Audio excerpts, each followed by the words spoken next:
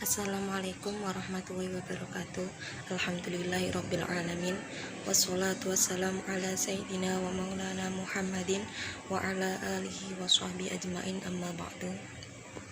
Kami dari kelompok 8 Tafsir Hadis Ekonomi yang beranggotakan 1.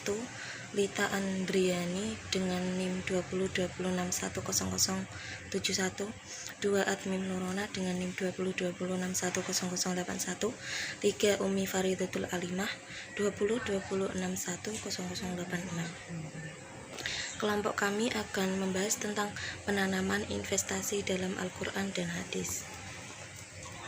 Berikut pembahasan dalam penanaman investasi dalam Al-Quran dan Hadis, yaitu 1. Sejarah dan pandangan Rasulullah terhadap investasi syariah dalam Islam. 2. Prinsip dan aspek yang harus dimiliki dalam berinvestasi.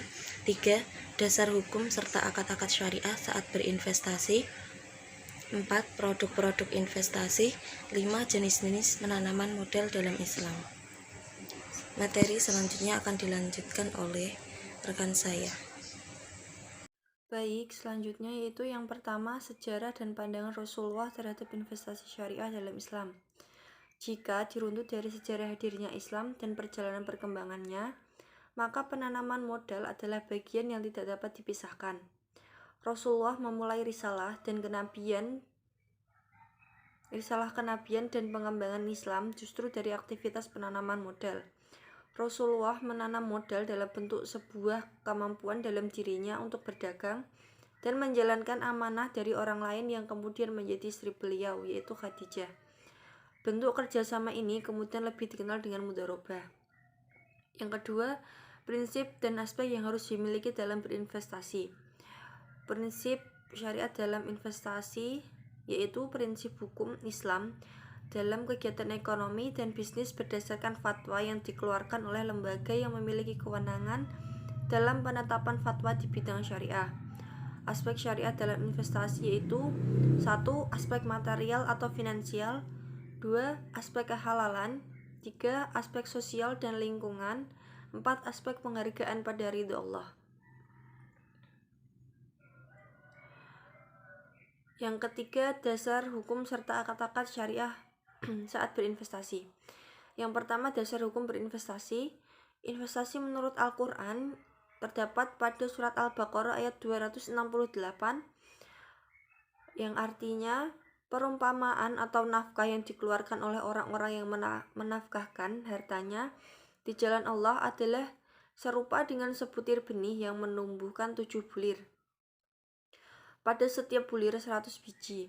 Allah melipat gandakan ganjaran bagi siapa yang Dia kehendaki, dan Allah maha luas karunia-Nya, lagi maha mengetahui. Investasi menurut sunnah Nabi. Kegiatan investasi juga dipraktikkan di zaman Amirul Mukminin Umar bin Khattab, di mana ia pernah berkata, siapa saja yang memiliki uang, hendaklah ia menginvestasikannya, dan siapa yang memiliki tanah, hendaklah ia menanaminya atau mengelolanya. Hidayat 2011.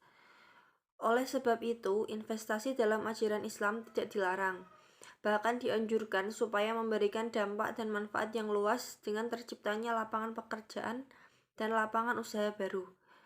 Yang kedua, akad-akad syariah dalam berinvestasi ada 5. Yang pertama, akad musyarakah atau syirkah atau perkongsian. 2. Mudharabah atau kirot. 3. Ijarah atau sewa jasa. 4. Kafalah. 5. Wakalah. Selanjutnya akan dipaparkan oleh rekan saya. Saya akan melanjutkan presentasi dari teman saya. Yang keempat, produk-produk investasi. A. Investasi reksadana di Bank Syariah Mandiri. B. Investasi di Bank Muamalat Indonesia atau BMI. C. Di Bank Permata Syariah. 5. Jenis-jenis penanaman modal. 1. Al-Mudharabah. Al-Mudharabah adalah penyerahan modal oleh pemodal kepada orang lain untuk mengelola dalam bentuk perdagangan, di mana keuntungan akan dibagi antara pemodal dan pengelola sebagaimana yang diperjanjikan oleh keduanya, dan kerugian ditanggung oleh pemodal. Yang kedua, Al-Muzarabah. Al-Muzarabah adalah pengelolaan lahan dengan mendapat bagian dari hasilnya. Yang ketiga, asyirkah. Asyirkah menurut bahasa adalah mencampur antara harta seseorang dengan harta orang lain, sehingga keduanya tidak dapat membedakan antara miliknya dengan milik orang lain. Sekian dari kelompok 8, kurang lebihnya jika terdapat kesalahan maupun tutur kata yang kurang berkenan, kami mohon maaf. Wabillahi taufiq wal hidayah. Wassalamualaikum warahmatullahi wabarakatuh.